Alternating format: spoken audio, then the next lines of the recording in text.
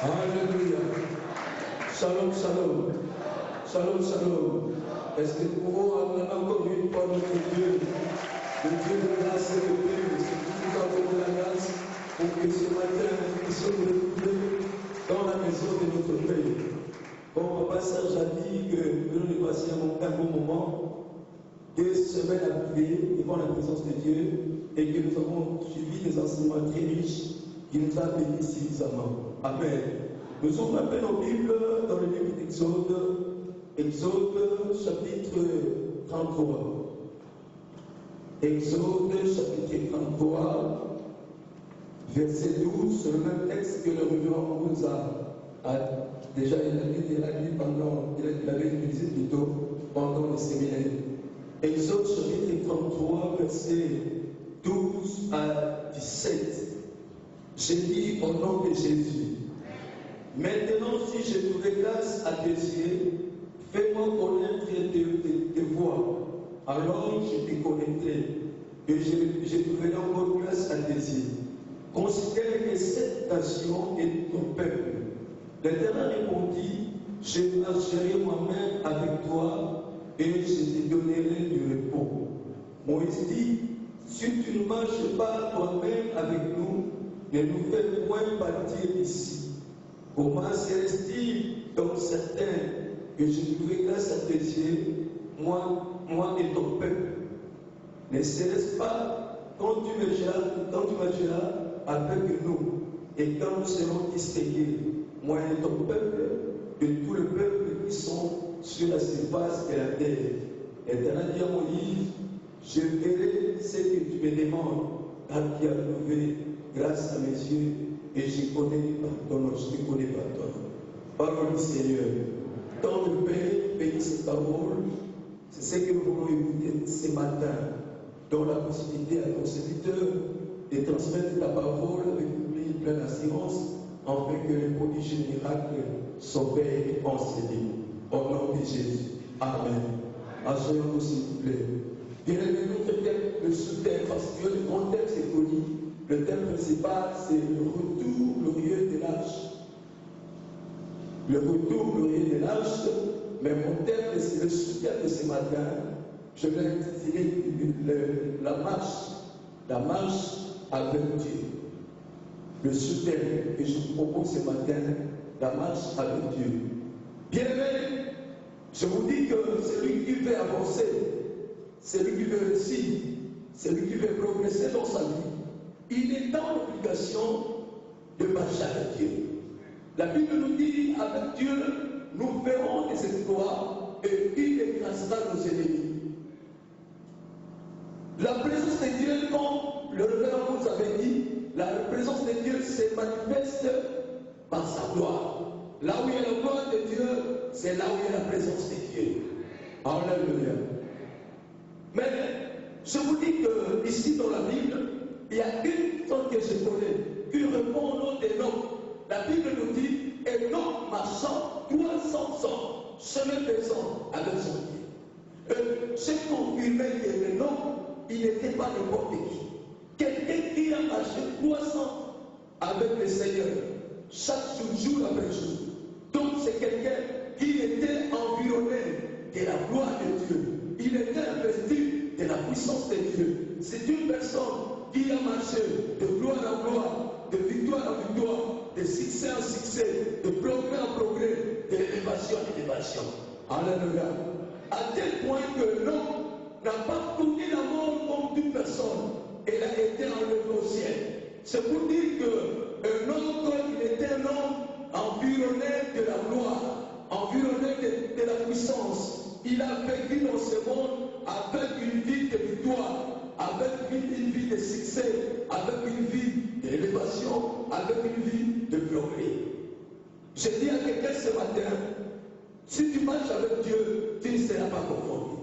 Dieu ne peut pas vous confondre. Tu vas marcher sous la gloire de Dieu, sous la bénédiction de Dieu, sous le succès de Dieu, sous la progression de l'Éternel. Mais que veut dire marcher avec Dieu? C'est une question que je me suis posée. Marcher avec Dieu veut dire quoi? Marcher avec Dieu veut dire c'est tourner son regard à l'Éternel.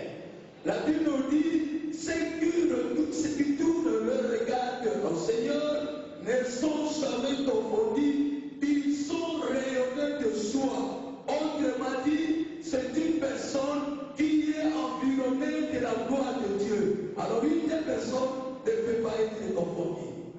Alléluia. La deuxième chose, marcher avec Dieu veut dire encore dépendre totalement du Seigneur. Nous, en tant que des êtres humains, nous sommes des incapables, nous sommes limités par notre intelligence, par notre connaissance, par nos capacités. Nous avons des limites. Nous sommes appelés de vivre une vie de dépendance, de regarder l'Éternel, parce que celui qui est capable de répondre aux préoccupations, aux difficultés de tout et chacun de nous. Oh, je prie au Seigneur, si quelqu'un a des problèmes, il a des difficultés en sérieux, demande à Dieu le secours, le soutien, la présence de Dieu, et Dieu te viendra en aide, il viendra à ton secours, il va combattre à ta place, il va te donner la victoire et le plein succès. Est-ce que nous pouvons acclamer le Seigneur bien? La troisième chose, que veut dire marcher avec Dieu? Marcher avec Dieu veut dire encore se confier à l'Éternel. Se confier à l'Éternel. Il veut dire quoi? Mettre sa confiance, mettre sa foi, espérer en l'Éternel, être secouru et soutenu par notre Dieu. Alléluia. La Bible nous dit, ceux qui se confient à l'Éternel ne sont jamais confondus. Notre Dieu, il n'est pas un confessionniste. Quand quelqu'un se confie à lui, il ne sera jamais confondu. Et pour terminer, la troisième chose, la quatrième solution plutôt, la soumission totale. Marcher avec Dieu veut dire se soumettre. La soumission implique l'obéissance, la fidélité, la transparence, la sincérité et l'humilité. Dieu nous a aimés, Dieu nous a appelés à être des saints. Alléluia. Mais écoutez les textes que nous avons lus ce matin. C'est un texte qui nous parle d'un peuple qui venait de l'esclavagisme, de l'Égypte. Pendant leur traversée, chemin faisant pour aller en Canaan, ils sont arrivés sur le mont Horeb. Moïse a reçu, il a reçu l'appel de la part de Dieu. Il devrait monter sur la montagne pour recevoir des directives, recevoir des instructions de la part de l'Éternel. Tellement qu'il avait beaucoup traîné devant la présence de Dieu, ce peuple qui était resté sous la montagne commençait à murmurer, commençait à revendiquer, commençait à déclarer. Qu'est-ce qu'il disait? Où est ce Moïse qui nous a amené devant ce Dieu? Depuis qu'il est parti pour ne plus revenir, d'ailleurs nous sommes abandonnés à nous-mêmes. On nous a parlé d'un Dieu. Il parlait que ce Dieu-là, c'est celui qui nous a libérés de l'esclavagisme en Égypte. Maintenant, là où nous sommes maintenant, qu'il viendra à notre secours, qu'il viendra à notre aide. Bien aimé, il y a Aaron qui avait pris la place de Moïse, quand Moïse n'était pas là. Ces gens-là, ils sont venus menacer Aaron. Aaron s'est dit en lui-même, si je ne fais pas ce que ce peuple m'a demandé, ils risqueront de venir me casser la tête. Alors il a dit à toute la communauté, à toutes les femmes de cette communauté, amenez vos boucles d'oreilles, amenez vos bijoux, pour que nous vous fabriquons un statut, un Dieu que vous allez commencer à adorer. Tous ces femmes-là, ils ont réuni les boucles d'oreilles, ils ont réuni le bijou, ils ont amené à Aaron. Et après avoir fabriqué cette statue, le poteau s'appelle Yacob. Il est venu présenter cette statue devant cette communauté. Et tout le monde était là en train de crier. Ils étaient très contents. Mais excusez-moi, je vous dis quelque chose. Il y a un peuple qui s'est infiltré. Lorsque les enfants d'Israël sortaient de l'Égypte, il y a un peuple qui s'était glissé. Le peuple égyptien, qui n'avait rien à voir avec la sortie du peuple d'Israël, qui pouvait bien rester en Égypte, parce que là, ils étaient des Égyptiens, mais ils ont suivi les enfants d'Israël par sentiment, par mouvement. Ils ont dit que nous aussi, nous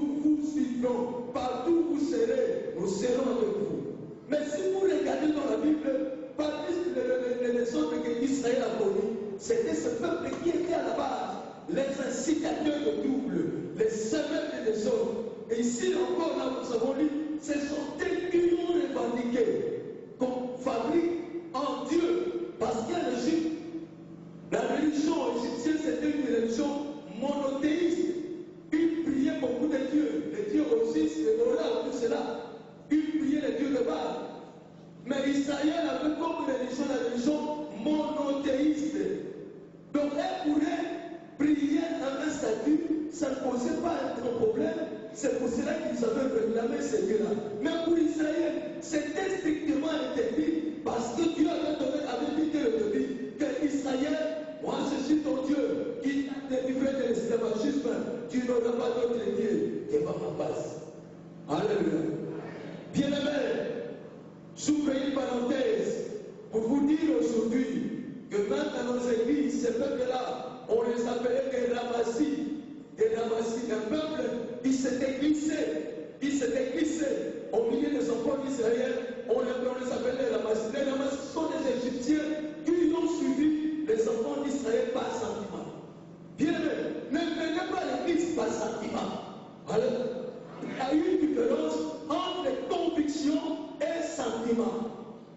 Le sentiment, c'est l'objet de la chair, lié à la chair. Si quelqu'un venait en Christ par sentiment, il ne va pas bien servir le Seigneur. Mais venez à l'église parce que vous avez compris la personne que vous êtes venu servir plutôt. Alléluia. Ne venez pas à l'église par sentiment que non, c'est vous, je suis venu à l'église parce que chez nous, nous tous sommes des sélecteurs, des missionnaires. Maman n'a pas missionnaire, Tata n'a pas missionnaire, ils sont tous missionnaires. Il y a votre église, il y a votre église. Ça, ce sont des raisons irrémédiablement liées à la chair qui n'ont rien à voir avec la spiritualité. Et une telle personne, il sera un blocage pour l'avancement, pour la progression, pour les réussites de l'église, pour lui. Que l'église avance, que l'église progresse, que l'église soit détruite, que l'église soit déstabilisée. Pour lui, il s'en fout de ça. Parce qu'il n'a rien à voir avec les choses spirituelles. Alléluia. Mais venez à l'église parce que vous avez compris ce que vous êtes venu faire. Alléluia. Ne venez pas à l'église par sentiment. Jésus ne viendra pas de prendre des gens qui sont 100% des missionnaires. 100%, nous sommes des missionnaires. Moi, je mourrai missionnaire. Tu mourras missionnaire, mais tu ne mourras pas chrétien. Jésus-Christ viendra prendre les chrétiens convertis, nés de nouveau. Est-ce que nous pouvons faire acclamer le Seigneur? Alléluia. Il ne viendra pas prendre des missionnaires, mais il viendra prendre des gens convertis, nés de nouveau, des gens qui ont donné leur vie à Jésus. Et ce n'est pas dans la raison quand il dit que dans la mission, cela veut dire quoi? Cela veut dire quoi avec la spiritualité? Tu perds ta porte de toi-même. Alléluia. Moïse, après ce jour-là, il était en train de descendre. Il descendait de la montagne. Dieu lui a dit, Moïse, regardez ce peuple. C'est un peuple bourré, un peuple dédié. Moi, je ne vais pas continuer à marcher avec vous. Allez, prends ce peuple, continuez votre chemin. Moïse était là, en train de regarder. Moïse a commencé à plaider, à supplier son Dieu. Seigneur, pardon, si tu nous abandonnes, il y a des nations qui nous attendent. Quand le combat viendra, quand la tempête viendra, qui viendra nous protéger? Alléluia. Il avait compris, il a imploré, il a supplié, il est devenu l'intercesseur. Il a pris le fardeau de cette nation qu'il avait apporté dans son cœur. Bien-aimé, nous devons voir le fardeau de l'œuvre de Dieu. Jésus-Christ a dit, l'œuvre de ta maison me dévore. Il faut avoir le fardeau. Quand l'œuvre de Dieu est en train d'être stabilité, ne faut pas être dans la joie, parce que ta bénédiction dépend de ce que Dieu est en train de faire dans la maison de Dieu. Alléluia. Moïse a plaidé, il a supplié, il a demandé, Seigneur, je t'en prie, pardonne ce peuple. Et pourtant, lui, il n'était pas là, il était devant le Seigneur. Comme ce peuple avait péché, mais il a pris ses pardons. Il est devenu un intercesseur. Oh, intercesseur pour nos familles, intercesseur pour notre église. Alléluia. Pour que nous ayons des solutions dans tous nos problèmes. Et Dieu a écouté. Écoutez ce que Dieu a dit à Moïse. Il a dit, Moïse, j'ai compris. Je sais que maintenant, ce que j'avais dit, je change ma position. Je vais vous accompagner. Mais il n'était pas convaincu. Il a continué à dire, si certainement tu seras avec nous, si tu vas marcher avec nous, je veux que tu nous distingues la distinction, la différence, que nous soyons une nation qui va se différencier, qui va démarquer partout où nous irons, et que les gens voient réellement la distinction. Oh, je dis à quelqu'un, si quelqu'un est accompagné, il est dirigé par la gloire de Dieu, il va faire la distinction.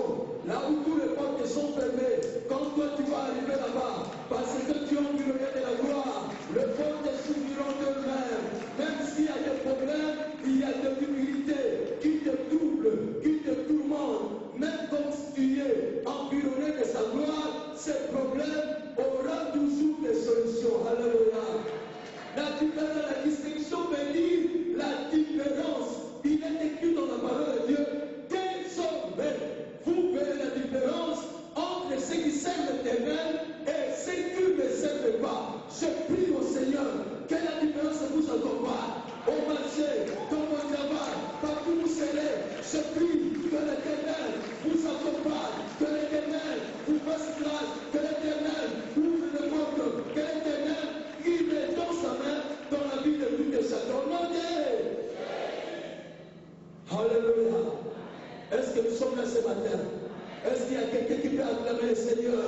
Parce que nous sommes environnés de sa gloire, et que l'Éternel, qu'il se manifeste. La Bible nous dit, il est le même hier, aujourd'hui, éternellement.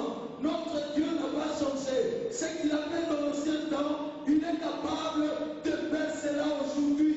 Il ne peut pas changer. S'il avait guéri, aujourd'hui encore, c'est Dieu-là. Il guérit. S'il avait béni, aujourd'hui encore, Dieu c'est Dieu. Il est là, il est capable de vous secourir, de vous bénir, d'ouvrir les églises, de vous élever. Partout où vous serez, que la grâce de Dieu vous accompagne. Oh, la gloire de Dieu. Alléluia. La deuxième chose, Moïse a demandé une faveur. Faveur veut dire qu'il a demandé la grâce. La grâce veut dire faveur, le favoritisme, la gratuité. Dis gratuité. Dis bien gratuité. Il a offert. Alléluia. La grâce nous ouvre les portes. La grâce nous favorise. Là où tout le monde n'a pas la possibilité d'y entrer. Mais toi, quand tu arriveras là-bas, parce que tu as la faveur, tu as la grâce de Dieu, et que cette grâce, ça va vous accompagner. Tu vas vivre la gratuité dans ta vie. Pour manger, la gratuité. Pour voyager, la gratuité. Pour le voyage, la gratuité. Pour vendre au marché, la gratuité. Nous sommes dans une période de la grâce. Une période de la gratuité où la gloire de Dieu est en train d'être manifestée dans la vie de tout et chacun. Une période de la grâce. Alléluia. Et pour terminer, je vous dis, la dernière chose qui va nous accompagner, la dernière chose, c'est la gloire de Dieu. Alléluia. Quelqu'un qui est accompagné avec Jésus, c'est la gloire de Dieu qui va nous accompagner. Alléluia. La gloire, nous serons revêtus de sa gloire. Nous serons revêtus de sa puissance. Nous serons revêtus partout où nous serons, partout où nous irons. La gloire de Dieu va nous accompagner. La gloire de Dieu va nous favoriser. La gloire de Dieu va éclairer notre route. La gloire de Dieu va nous élever. Alléluia. Alléluia. Que Dieu vous bénisse. Je dis encore que Dieu vous bénisse. Est-ce que nous pensons qu'on peut célébrer ce matin et devant nos cœurs, nous prions ensemble. Toute adoration. Je vais demeurer où tu es. Je vais demeurer où tu es. Vivre dans la présence de Dieu. Je vais demeurer où tu es. Nous sommes concentrés. Nous savons que ce matin, notre Dieu est là. Il est capable de faire des choses savoir comme il est son peuple. Fermons nos yeux.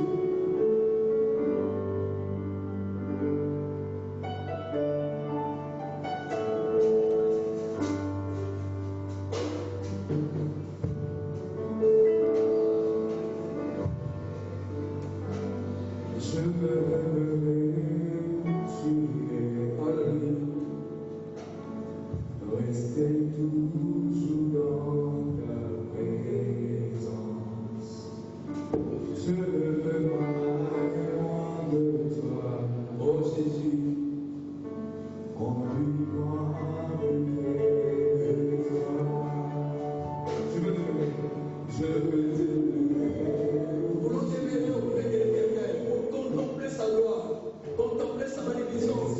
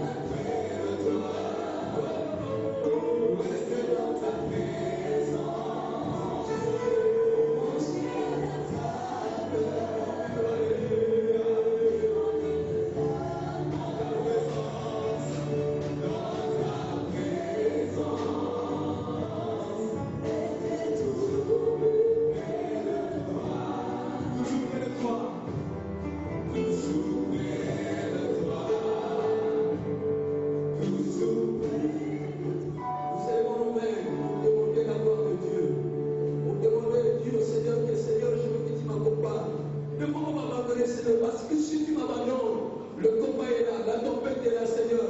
Qui peut combattre à ma place? Tu as des problèmes, tu as des difficultés. Le Seigneur t'a dit qu'il était secours. Tu ne manques jamais au souffle de tes caisses. Élève le voix, commençons à prier.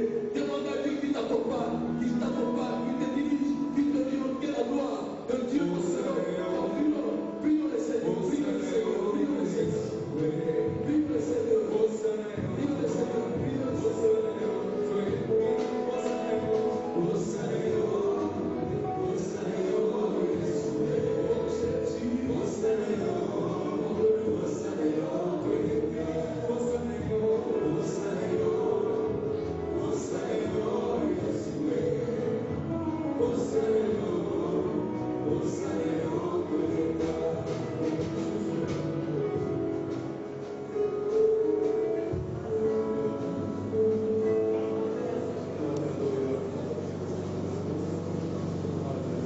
Quel bonheur de marcher avec Dieu.